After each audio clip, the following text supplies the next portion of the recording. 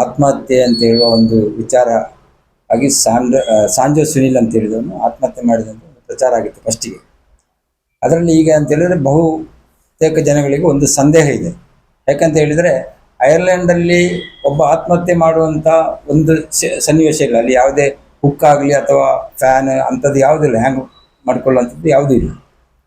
ಮತ್ತು ಇಲ್ಲಿ ಇವನು ನೇಣು ಹಾಕೊಂಡು ಆತ್ಮಹತ್ಯೆ ಮಾಡಿದ ಅಂತ ಹೇಳಿದರೆ ಅದೊಂದು ಬಾತ್ರೂಮಲ್ಲಿ ರೇಡಿಯೇಟರ್ನ ಒಂದು ಕೇಬಲ್ ಉಂಟು, ಅದೊಂದು 5 ಅಡಿ ಎತ್ತರದಲ್ಲಿ ಇರುವಂಥದ್ದು.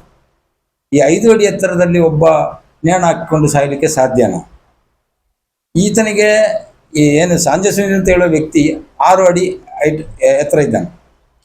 6 ಅಡಿ ಎತ್ತರದವನು 5 ಅಡಿ ಎತ್ತರದಲ್ಲಿ ಆತ್ಮಹತ್ಯೆ ಕೊಂಡಿದ್ದಾನೆ ಅಂತ ಹೇಳೋದು ಕೂಡ ಒಂದು ವಿಶ್ವಾಸಾರ್ಹ ಅಲ್ಲ.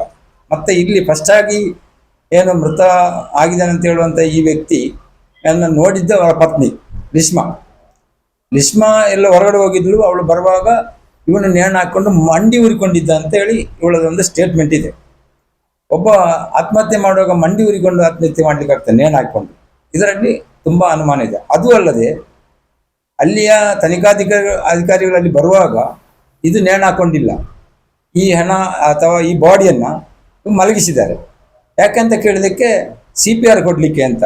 ಹಾಗಾದರೆ ಇವಳು ವೈದ್ಯಕೀಯ ಕ್ಷೇತ್ರದಲ್ಲಿ ಇರುವಂಥ ಒಂದು ಹೆಣ್ಣು, ಇವಳಿಗೆ ನರ್ಸಿಂಗ್ ಕೆಲಸ ಮಾಡಿದ್ರು. ಇವಳಿಗೆ ಸಾಮಾನ್ಯವಾಗಿ ಒಬ್ಬ ಬಾಡಿ ಮುಟ್ಟುವಾಗ ಗೊತ್ತಾಗ್ತದಲ್ಲ, ಪಲ್ಸ್ ಉಂಟಾ ಏನಾದರೂ, ಆ ಥರ ಏನಾದರೂ ಇದೆಯಾ? ಅಥವಾ ಇವಳು ಬೇಕಂದರೆ ನಾಟಕ ಮಾಡಿಕೊಂಡು ಈ ಶರೀರವನ್ನು ಮಲಗಿಸಿ CPR ಕೊಡಲಿಕ್ಕೆ ಪ್ರಯತ್ನ ಪಟ್ಟದಂತೇಳಿ ಒಂದು ತಪ್ಪು ಮಾಹಿತಿಯನ್ನು ಅಲ್ಲಿಯ ಪೊಲೀಸ್ ಅಧಿಕಾರಿಗಳು ನೀಡಿದಾರ ಅಂತ ಹೇಳೋದು ಒಂದು ವಿಚಾರ. ಮತ್ತು ಇನ್ನೊಂದು ವಿಚಾರ ಅಂತ ಹೇಳಿದರೆ, ಈ ಸಾಂಜೋ ಸುನಿಲ್ ನಮ್ಮ ಇಲ್ಲಿಂದ ಜನವರಿ 20ನೇ ತಾರೀಕಿಗೆ ಹೋಗಿದ್ದಾನೆ ಇಲ್ಲಿಂದ ಐರ್ಲೆಂಡ್ಗೆ. ಹೋಗಿ 28ನೇ ದಿವಸಕ್ಕೆ ಆತ್ಮಹತ್ಯೆ ಅಂತೇಳಿ ಒಂದು ವಿಚಾರ ಬಂತು. ಇಲ್ಲಿಂದ ಐರ್ಲೆಂಡಿಗೆ ಹೋಗಿ ಇಷ್ಟು ಲಕ್ಷ ರೂಪಾಯಿ ಖರ್ಚು ಮಾಡಿ ವೀಸಾ ಮಾಡಿಕೊಂಡು ಆತ್ಮಹತ್ಯೆ ಮಾಡಲಿಕ್ಕೋಸ್ಕರ ಐರ್ಲೆಂಡ್ಗೆ ಹೋಗುವಂಥ ಅಗತ್ಯ ಉಂಟಾ? ಇಲ್ಲಿ ಎಲ್ಲ ವಿಚಾರವನ್ನು ನಾವು ಕೂಲಂಕಷವಾಗಿ ನಾವು ವಿಚಾರ ಮಾಡಿದಾಗ ಸಾಮಾನ್ಯ ಒಂದು ವಿಚಾರದಲ್ಲಿ ನಾವು ತಿಳ್ಕೊಂಡಂತೆ ಇದು ಆತ್ಮಹತ್ಯೆ ಅಲ್ಲ ಅಂತ ಹೇಳುವ ಒಂದು ವಿಚಾರದಲ್ಲಿ ಇದ್ದೇವೆ.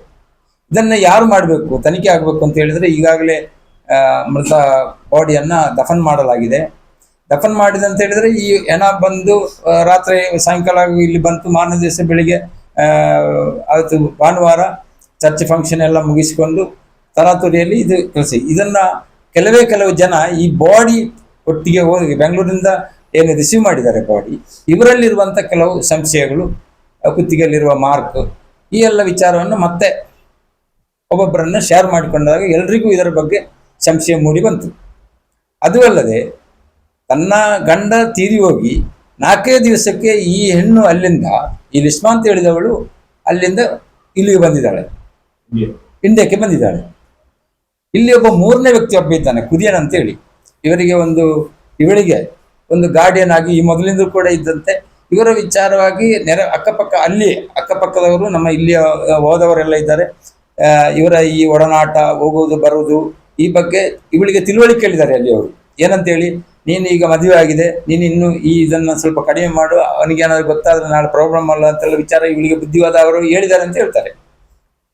ಈ ಎಲ್ಲ ನಿಟ್ಟಿನಲ್ಲಿ ನೋಡುವಾಗ, ಅದು ಅಲ್ಲದೆ ಇವಳು ಏನು ಐರ್ಲೆಂಡಿಂದ ಹೊರಡುವಾಗ ಈ ಕುದಿಯನ್ ಅಂತ ಹೇಳುವ ವ್ಯಕ್ತಿ ಕೂಡ ಇವಳೊಟ್ಟಿಗೆ ಬಂದಿದ್ದಾನೆ. ಅವನು ಕೇರಳದವನು. ಅವನು ಒಂದೇ ಆಸ್ಪತ್ರೆಯಲ್ಲಿ, ಈ ಲಿಸ್ಮಾ ಮತ್ತು ಕುರಿಯನ್ನು ಒಂದೇ ಆಸ್ಪತ್ರೆಯಲ್ಲಿ ಕೆಲಸ ಮಾಡ್ಕೊಂಡು ನರ್ಸಿಂಗ್ ಕೆಲಸ ಮಾಡ್ಕೊಂಡಿದ್ದಾರೆ. ಆಮೇಲೆ 21ನೇ ತಾರೀಕಿಗೆ ಸಾಂಜೋ ಸುನಿಲ್ ಇಲ್ಲಿಂದ ಹೋದ್ರು ಕೂಡ 21ನೇ ತಾರೀಕಿಗೆ ಅವನ ಬರ್ಡೇ, ಇವನ ಹುಟ್ಟುಹಬ್ಬ. ಈ ಹುಟ್ಟುಹಬ್ಬ ಕೂಡ ಅಲ್ಲಿ ಆಚರಣೆ ಮಾಡಿದ್ದಾರೆ. ಈ ಹುಟ್ಟುಹಬ್ಬ ಆಚರಣೆ ಮಾಡುವಾಗ ಈ ಕುರಿಯನ್ ಕೂಡ ಅಲ್ಲಿದ್ದಾನೆ. ಅಲ್ಲಿಂದ ಅವತ್ತಿನ ದಿವಸ ಇವಳು ಹೇಳಿದ ಸಾಂಜೋ ಸುನಿಲ್ನ 20ನೇ ತಾರೀಕು ಇಲ್ಲಿಂದ ಹೋದ, 21ನೇ ತಾರೀಕಿಗೆ ಅವನು ಹುಟ್ಟುಹಬ್ಬ ಅಲ್ಲಿ ಆಚರಣೆ ಮಾಡಿದ್ದಾರೆ. ಆಗ ಅಲ್ಲಿ ಏನಾಯ್ತು ಅಂತಂದ್ರೆ ಈ ಕುರಿಯನ್ ಕೂಡ ಇದ್ದಾನೆ ಜೊತೆಯಲ್ಲಿ. ಈ ಕುರಿಯನ್ ಅವತ್ತಿನ ಫಂಕ್ಷನ್ ಮುಗಿದ ಮೇಲೆ ಈ ಗಂಡ ಹೆಂಡತಿ ಒಳಗೆ ಸ್ವಲ್ಪ ಮಾತುಕತೆ ಆಗಿದೆ. ಯಾಕಂದ್ರೆ ಈ ವಿಚಾರ, ನೀನು ನನ್ನ ಗೆಳೆಯನಾಗಿರು, ಇಲ್ಲಿ ಊರಿಗೆ ಹೋಗುವಾಗ ಗಂಡ ಹೆಂಡತಿ ಆಗಿರುವ, ಇಲ್ಲಿ ನಿನಗೆ ನನಗೆ ಯಾವುದೇ ಸಂಬಂಧ ಇಲ್ಲ, ಯಾವುದೇ ಇದಕ್ಕೆ ನನ್ನನ್ನು ಹೆಂಡತಿಯಾಗಿ ನೀನನ್ನು ಗಂಡನಾಗಿ ಹೋಗ್ಲಿಕ್ಕೆ ನಾನು ತಯಾರಿಲ್ಲ ಎಂಬ ಒಂದು ಮಾತನ್ನು ಹೇಳಿ ಅಂತ ಅವನು ಇದನ್ನು ಬೇರೆಯವರಿಗೆ ಶೇರ್ ಮಾಡಿದ್ದಾನೆ. ಯಾರು? ಈ ಸಾಂಜೋ ಸುನಿಲ್ ಅಂತ ಹೇಳಿದ ವ್ಯಕ್ತಿ. ಇದರ ಬಗ್ಗೆ ಎಲ್ಲ ಮಾಹಿತಿ ಬೇಕಾದ್ರೆ ಅವರ ಏನು ಮೊಬೈಲ್ ಉಂಟು, ಅದರಲ್ಲಿ ರೆಕಾರ್ಡ್ಸ್ ಉಂಟು, ಆ ಸೈಬರ್ ಸೆಲ್ನವರು ಅದನ್ನು ಕಂಡುಹಿಡಿಬೇಕಾಗ್ತದೆ. ಮತ್ತೆ ಇನ್ನೊಂದು ವಿಚಾರ ಅಂತ ಹೇಳಿದರೆ, ಈ ಏನು ಸಾಂಜೆ ಸುನಿಲ್ನ ಹೆಂಡತಿ ನಿಶ್ಮಾ ಅಂತ ಹೇಳಿದವಳು ಇಲ್ಲಿ ಬಂದರೂ ಕೂಡ ಇವಳಿಗೆ ಆ ಥರ ಒಂದು ಗಂಡ ತೀರಿಯೋದಂತ ಒಂದು ಫೀಲಿಂಗ್ ಇಲ್ಲ, ಏನೂ ಇಲ್ಲ. ಈ ಬಗ್ಗೆ ರೂಮರ್ಸ್ ಎಲ್ಲ ಬರ್ತಾ ಉಂಟು. ಇಷ್ಟೆಲ್ಲ ಸೋಷಿಯಲ್ ಮೀಡಿಯಾದಲ್ಲಿ ಬಂದರೂ ಕೂಡ ಇವರ ಕಡೆಯಿಂದ ಈಗ ಅವಳು ಒಂದು ವೇಳೆ ಆ ಥರ ಮಾಡದೇ ಇದ್ದರೆ ಅವರ ಫ್ಯಾಮಿಲಿಯವರಾಗಲಿ ಯಾರಾದರೂ ಇಷ್ಟೊತ್ತಿಗೆ ಒಂದು ಕಂಪ್ಲೇಂಟ್ ಕೊಡ್ತಾ ಇದ್ರು. ಇಷ್ಟರವರೆಗೆ ಅವರು ಒಂದು ಕಂಪ್ಲೇಂಟಿಗೆ ಹೋಗಲಿಲ್ಲ, ಯಾಕಂದ್ರೆ ಅವರಲ್ಲಿ ಒಂದು ಭಯ ಇದೆ. ಈ ಎಲ್ಲ ನಿಟ್ಟಿನಲ್ಲಿ ನಾವು ಇವರ ಮೇಲೆ ಸಂದೇಹ ಪಡಬೇಕಾಗ್ತದೆ. ಅದಕ್ಕೋಸ್ಕರ ನಮ್ಮ ರಾಜ್ಯ ಸರ್ಕಾರ ಮತ್ತು ಕೇಂದ್ರ ಸರ್ಕಾರ ಏನು ಐರ್ಲೆಂಡ್ನಲ್ಲಿರುವ ಸರ್ಕಾರದಕ್ಕೆ ಒತ್ತಡ ತಂದು ಅಲ್ಲಿಯ ಪೋಸ್ಟ್ ಮಾರ್ಟಮ್ ರಿಪೋರ್ಟನ್ನು ಇಲ್ಲಿಗೆ ತರಿಸಿ ಅಥವಾ ಅಲ್ಲಿಯೇ ಕೂಲಂಕಷವಾದ ಒಂದು ತನಿಖೆ ನಡೆಸಿ ಇಲ್ಲಿ ನಮ್ಮ ಭಾರತ ದೇಶದಲ್ಲಿರುವಂಥ ಎಲ್ಲ ಸಾರ್ವಜನಿಕರು ಅಥವಾ ಇದರ ಹಿಂದೆ ಸಂಶಯವಾಗಿ ವ್ಯಕ್ತಪಡಿಸುತ್ತಿರುವಂಥ ಸಮಾಜದ ತುಂಬ ಜನ ಇದ್ದಾರೆ, ಇವರಿಗೆ ಒಂದು ಸರಿಯಾದ ಮಾಹಿತಿಯನ್ನು ಕೊಡುವ ಹಾಗೆ ಸರ್ಕಾರದಲ್ಲಿ ಮುತುವರ್ಜಿ ವಹಿಸಬೇಕು. ಈ ನಿಟ್ಟಿನಲ್ಲಿ KCLC ಕ್ರಿಶ್ಚಿಯನ್ ಲೈಟ್ನಿಂಗ್ ಕ್ಲಬ್ ಅಂತ, ಕಡಬ ಕ್ರಿಶ್ಚಿಯನ್ ಲೈಟ್ನಿಂಗ್ ಕ್ಲಬ್ ಅಂತೇಳಿ ನಾವು ಸದಸ್ಯರುಗಳು ಮತ್ತು ಮಲಯಾಳಿ ಫ್ರೆಂಡ್ಸ್ ಅಂತೇಳಿ ಅಸೋಸಿಯೇಷನ್ ಇದೆ, ಆ ಸಂಘಟನೆಯವರು ಎಲ್ಲ ಸೇರಿಕೊಂಡು ನಾಳೆ ಸಾಯಂಕಾಲ 6 ಗಂಟೆಗೆ ಮೇಣಬತ್ತಿ ಹೊತ್ತಿಸಿ ಒಂದು ಮೌನ ಮೆರವಣಿಗೆಯನ್ನು ಕಡಬ ಅನುಗ್ರಹ ಹಾಲ್ ಅಲ್ಲಿಂದ ಸೈಂಟ್ ಜೋಕಿಮ್ಸ್ ಕಮರ್ಷಿಯಲ್ ಬಿಲ್ಡಿಂಗ್ ಅಲ್ಲಿವರೆಗೆ ಒಂದು ಕಾಲ್ನಡಿಗೆಯಲ್ಲಿ ಬಂದು ಅಲ್ಲಿ ಒಂದು ವಿಚಾರವನ್ನು ಪ್ರಸ್ತಾಪನೆ ಮಾಡಿ ಅಲ್ಲಿಂದ ನಮ್ಮ ಪೊಲೀಸ್ ಇಲಾಖೆಗೆ ಮತ್ತು ಕಂದಾಯ ಇಲಾಖೆಗೆ ಮತ್ತು ಕೇಂದ್ರ ಸರ್ಕಾರ ಮತ್ತು ರಾಜ್ಯ ಸರ್ಕಾರಗಳಿಗೆ ಒಂದು ಮೆಮೊರಾಂಡಮ್ ಅನ್ನು ತಯಾರು ಮಾಡಿ ಕಳಿಸುವಂಥ ಒಂದು ಕಾರ್ಯಕ್ರಮವನ್ನು ನಾಳೆ ಇಟ್ಟುಕೊಂಡಿದ್ದೇವೆ. ಈ ನಿಟ್ಟಿನಲ್ಲಿ ಎಲ್ಲ ರೀತಿಯ ಸಹಕಾರವನ್ನು ಜಾತ್ಯತೀತವಾಗಿಯೂ ಪಕ್ಷಾತೀತವಾಗಿಯೂ ನಮಗೆಲ್ಲರೂ ಸಹಕಾರ ಕೊಡಬೇಕು. ಯಾಕಂದರೆ ಇಂಥ ಆತ್ಮಹತ್ಯೆ ಪ್ರಕರಣ ಇದು ಎಲ್ಲಿ ಕೂಡ ಅಪರೂಪದಲ್ಲಿ ಅಪರೂಪ ಅಂತ ಹೇಳ್ಬೋದು. ಯಾವುದೇ ಕಾರಣಕ್ಕೂ ಒಬ್ಬ 6 ಅಡಿ ಎತ್ತರದವ 5 ಅಡಿ ಎತ್ತರದಲ್ಲಿ ನೇಣು ಹಾಕೊಂಡು ಸಾಯಲಿಕ್ಕೆ ಸಾಧ್ಯವೇ ಇಲ್ಲ. ಇದೊಂದು ಆತ್ಮಹತ್ಯೆ ಅಲ್ಲ, ಇದೊಂದು ಕೊಲೆ ಅಂತೇಳಿ ನಮ್ಮ ಭಾವನೆ. ಈ ನಿಟ್ಟಿನಲ್ಲಿ ತನಿಖೆ ನಡೆಸಬೇಕು ಅಂತ ನಮ್ಮೆಲ್ಲರ ಒಂದು ಬೇಡಿಕೆ. ಇದು ಏನಾಯ್ತು ಅಂತ ಹೇಳಿದ್ರೆ, ನಾವು ಈ ಬಾಡಿ ದಫನಾದ ಮಾರನೇ ದಿವಸ ಈ ಬಾಡಿಯಲ್ಲಿ ಕಂಡು ಬಂದಾಗ ವಿಚಾರಗಳನ್ನ ಮನೆಯವರಿಗೆ ತಿಳಿಸ್ಲಿಕ್ಕೆ ಆಗದಿದ್ರು ಕೂಡ ಹೋದವರು ತಿಳಿಸಿದ್ದಾರೆ. ಮಾರನೇ ದಿವಸ ಈ ಕೂಡಲೇ ಇವರು ಏನ್ ಮಾಡಿದ್ದಾರೆ ಅಂದ್ರೆ, ಸುನಿಲ್ ಅಂತೇಳಿ ಸಾಂಜೆ ಸುನಿಲ್ನ ತಂದೆ ಫೋನ್ ಮಾಡಿ ನಮಗೆ ಹೇಳಿದ್ರು, ಈ ಬಗ್ಗೆ ನಾವೊಂದು ಫಿರ್ಯಾದನ್ನು ನೀಡಬೇಕು ಅಂತ ಹೇಳಿದರು. ಆಗ ನಾವು ಕಡಬ ಸ್ಟೇಷನ್ಗೆ ಹೋಗಿ ದೂರನ್ನು ಸಲ್ಲಿಸಿದ್ದೇವೆ. ಅದು ಕೂಡ NCR ಆಗಿದೆ. ಅಲ್ಲಿ ನಮ್ಮ ಠಾಣಾಧಿಕಾರಿಗಳು ಏನು ಹೇಳಿದ್ದಾರೆ ಅಂತ ಹೇಳಿದ್ರೆ, ಈಗಾಗಲೇ ಬಾಡಿ ದಫನ ಆಗಿದೆ, ನೀವು ಒಂದು ದಿವಸ ಮುಂಚೆ ನಮಗೆ ಕಂಪ್ಲೇಂಟ್ ಕೊಟ್ಟಿದ್ರು ಆಗ್ಬೋದಿತ್ತು, ನಾವೊಂದು ಬಾಡಿ ಮಾರ್ಕ್ ಮಾಡ್ತಿದ್ದೆ ಅಂತ ಹೇಳಿ ಅವ್ರು ಹೇಳಿದರು. ಬಟ್ ಅದು ಆಗಲಿಲ್ಲ. ಮತ್ತೆ ಏನಂತ ಹೇಳಿದ್ರೆ, ಈ ಕಂಪ್ಲೇಂಟ್ ಮಾಡಲಿಕ್ಕೆ ಇದರ ಏನು ಒಳಭಾಗ, ಆ ಶರೀರದ ಒಳಭಾಗ ಇರುವಂಥದ್ದೆಲ್ಲವೂ ಕೂಡ ಐರ್ಲೆಂಡ್ ಅಲ್ಲಿ ತೆಗೆದಿಟ್ಟಿದ್ದಾರೆ, ಎಂಬ ಮಾಡಿದ್ದಾರೆ. ಇದೊಂದು ಖಾಲಿ ಒಂದು ಬಾಡಿ ಸ್ಟಪ್ ಮಾಡಿ ಕಳಿಸಿರೋದು ಅಲ್ಲಿಂದ. ಅಂದ್ರೆ ತೀರಿಯೋಗಿ 10-18 ದಿನ ಕಳೆದ ಮೇಲೆ ಬಾಡಿಯಲ್ಲಿ ಬಂದಂಥದ್ದು, ಕೊಳತೋಗಬಾರದು ಸಂದೇಶ ಏನಂತ ಗೊತ್ತಿಲ್ಲ. ಒಟ್ಟಿನಲ್ಲಿ ಈ ನಿಟ್ಟಿನಲ್ಲಿ ಕಂಪ್ಲೇಂಟ್ ಕೊಡುವಾಗ ಒಂದು ಸ್ವಲ್ಪ ವಿಳಂಬ ಆಗಿದೆ. ತದನಂತರ ಮಾರನೇ ದಿವಸ ನಾವು ಯಾರು SP ಅವರಿಗೆ ಕೂಡ ಇವರು ಮನೆಯವರು ಹೋಗಿ SP ಅವರಿಗೆ ಕೂಡ ಕಂಪ್ಲೇಂಟ್ ಕೊಟ್ಟಿದ್ದಾರೆ. ಬಟ್ ಈ ಕಂಪ್ಲೇಂಟ್ ಅಂದ್ರೆ ಮನೆಯವರು ಕೊಟ್ಟಾಗ ಎಲ್ಲ ಹೇಳುವಂಥದ್ದು ಸಬೂಬು, ಯಾವುದೇ ಒಂದು ದಾಖಲೆಗಳಿಲ್ಲ, ಅಧಿಕೃತವಾಗಿ ಇವರ ಮೇಲೆ ಕೇಸ್ ಅಲ್ಲಿ ಒಬ್ಬರನ್ನ ಕರೆದು ವಿಚಾರಣೆ ಮಾಡಬೇಕಂದ್ರೆ ಅದಕ್ಕೆ ಒಂದು ಏನಾದ್ರೂ ಒಂದು ಎವಿಡೆನ್ಸ್ ನಮಗೆ ಪೊಲೀಸ್ ಡಿಪಾರ್ಟ್ಮೆಂಟ್ಗೆ ಬೇಕು ಅಂತ ಹೇಳುವ ಒಂದು ವಿಚಾರವನ್ನು ಅವರು ತಿಳಿಸಿದ್ದಾರೆ. ಈ ನಿಟ್ಟಿನಲ್ಲಿ ನಾವು ಏನ್ ಮಾಡ್ತೇವೆ ಅಂತ ಹೇಳಿದ್ರೆ, ಐರ್ಲೆಂಡ್ ಇಂದ ಈ ಪೋಸ್ಟ್ ಮಾರ್ಟಮ್ ರಿಪೋರ್ಟ್ ಅನ್ನು ಇಂಡಿಯಾಕ್ಕೆ ಕಳಿಸಬೇಕು. ಅದರ ಮಾಹಿತಿಯನ್ನು ಪಡ್ಕೊಂಡು ಇದರ ಬಗ್ಗೆ ತನಿಖೆ ಮಾಡಿ ಇದರ ಮೇಲೆ ಕಾನೂನು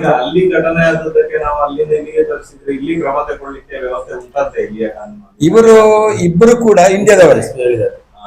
ಯಾರು ಲಿಶ್ಮಾ ಆಲ್ರೆಡಿ ನಮ್ಮ ಈ ಮಂಗಳೂರಿನ ಡಿಸ್ಟಿಕ್ ಜಿಲ್ಲೆಯವರೇ, ನಮ್ಮ ಕಡಬ ತಾಲೂಕಿನವರೇ, ಮತ್ತು ಇವನು ಕುರಿಯನ್ ಅಂತ ಹೇಳುವವನು ಕೇರಳದವನು. ಆದ್ರೂ ಕೂಡ ಇಬ್ಬರು ಕೂಡ ಇಂಡಿಯಾದವರೇ.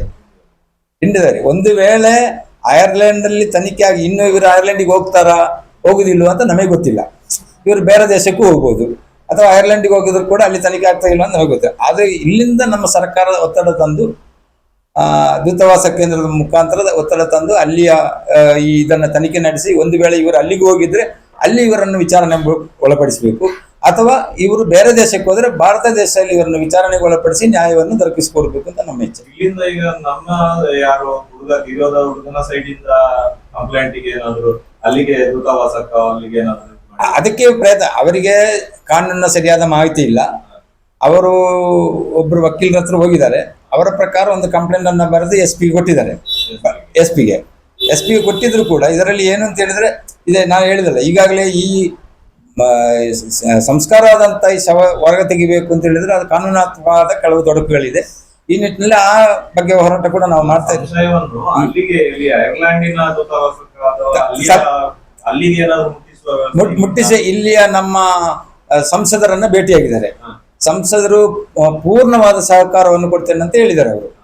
ಆದರೆ ಯಾವುದಕ್ಕೂ ನಾವು ಅವರಿಗೆ ಕೂಡ ಒಂದು ಕಂಪ್ಲೇಂಟ್ ರೈಟಿಂಗ್ ಅಲ್ಲಿ ಒಂದು ಕಂಪ್ಲೇಂಟ್ ಸಂಸದರಿಗೆ ಮತ್ತು ಕೇಂದ್ರ ಸರ್ಕಾರಕ್ಕೆ ನಾವು ಸಲ್ಲಿಸಿ ಆ ಮುಖಾಂತರ ಅಲ್ಲಿಗೆ ಐರ್ಲೆಂಡ್ ಸರ್ಕಾರಕ್ಕೆ ಕಳಿಸುವಂತ ವ್ಯವಸ್ಥೆ ಇದೆ. ಈಗ ನೀವು ಹೇಳುವಂಥದ್ದು ಅವರಿಗೆ ಅಕ್ರಮ ಸಂಬಂಧದ ಹಿನ್ನೆಲೆ ಕೊಲೆ ನಡೆದಿದೆ ಅಂತ ಹೇಳಿ. ಇದು ಅಲ್ಲಲ್ಲ, ಈ ಅಕ್ರಮ ಸಂಬಂಧದಲ್ಲಿ ಕೊಲೆ ನಡೆದಿದೆ ಅಂತ ಹೇಳಲಿಕ್ಕೆ ಕಾರಣ ಏನಂತ ಹೇಳಿದ್ರೆ ಈ ವ್ಯಕ್ತಿ ಮೂರನೇ ವ್ಯಕ್ತಿ ಸಂಶಯ ಇದೆ. ಮೂರನೇ ವ್ಯಕ್ತಿಯ ಮೇಲೆ ನಮಗೆ ಸಂಶಯ ಇದೆ. ಮದುವೆಯಾಗಿ 1 ವರ್ಷ ಆಗಿದೆ ಅಷ್ಟೇ. 1 ವರ್ಷದಲ್ಲಿ 1 ತಿಂಗಳು ಅವರು ಇಲ್ಲಿದ್ರು. 1 ತಿಂಗಳ ನಂತರ ಇವರೇನ್ ಮಾಡಿದ್ರೆ ಸಂಜೆ ಸುನಿಲ್ ಇಸ್ರೇಲ್ಗೆ ಹೋಗಿದ್ದಾರೆ. ಈ ಲಿಸ್ಮಾ ಫಿಲಿಪ್ ಅಂತ ಹೇಳುವವಳು ಐರ್ಲೆಂಡ್ಗೆ ಹೋಗಿದ್ದಾಳೆ. ಹೋಗಿ ಆದ ಮೇಲೆ ಇವರ ಫೋನ್ ಕಮ್ಯುನಿಕೇಶನ್ ಅಲ್ಲಿ ಎಲ್ಲ ಸ್ವಲ್ಪ ಮಾತಾಡೋದೆಲ್ಲ ಇಲ್ಲ. ಹಾಗೆ ಒಂದು ಫ್ಯಾಮಿಲಿ ಅಟ್ಯಾಚ್ಮೆಂಟ್ ಕಡಿಮೆ ಆಯಿತು. ಆ ಬೇಸರದಲ್ಲಿ ಇದ್ದಾಳೋ ಇವನು ಅಂತೇಳಿ ಇವನೇನ್ ಮಾಡಿದಾನೆ, ಇಸ್ರೇಲ್ ಅಲ್ಲಿ ರಿಸೈನ್ ಕೊಟ್ಟು 6 ತಿಂಗಳಲ್ಲಿ ವಾಪಸ್ ಊರಿಗೆ ಬಂದಿದ್ದಾನೆ. ಊರಿಗೆ ಬಂದು ಐರ್ಲೆಂಡ್ಗೆ ಹೋಗ್ಲಿಕ್ಕೆ ಅಂತ ತಯಾರಿ ಮಾಡಿಸಿದ್ದಾನೆ.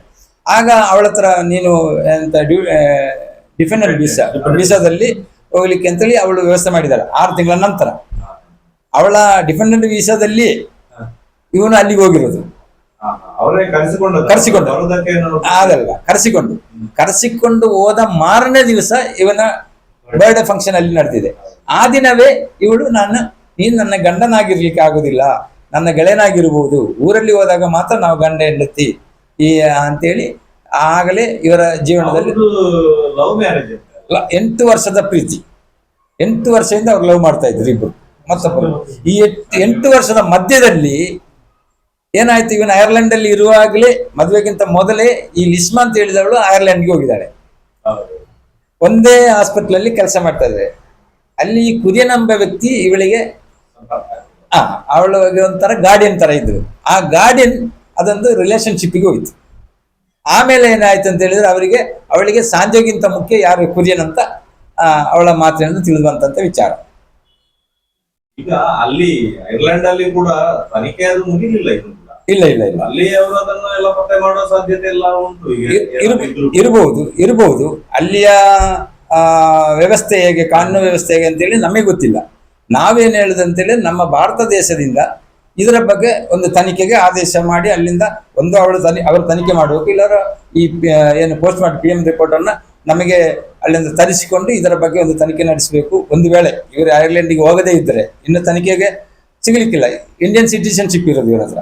ಇವರಿಗೆ ಹೋಗ್ಬೇಕಾ ಬೇಡ ಅಂತ ಕಡ್ಡಾಯವಾಗಿ ಅಲ್ಲಿ ಕರೆಸಲಿಕ್ಕೆ ತುಂಬಾ ಪ್ರೋಸೆಸ್ ನಡೀತದೆ. ಅದಕ್ಕೋಸ್ಕರ ಒಂದು ವೇಳೆ ಇವರು ಐರ್ಲೆಂಡಿಗೆ ಹೋಗದೇ ಇದ್ರೆ ಅಲ್ಲಿಂದ ಈ ಏನು ಪೋಸ್ಟ್ ಮಾರ್ಟಮ್ ರಿಪೋರ್ಟ್ ಅನ್ನು ತರಿಸಿಕೊಂಡು ಇವರ ಮೇಲೆ ಕಾನೂನಾತ್ಮಕ ಕ್ರಮವನ್ನು ಭಾರತ ದೇಶದಲ್ಲಿ ಕೈಗೊಳ್ಳಬೇಕು ಅಂತ ನಮಗೆ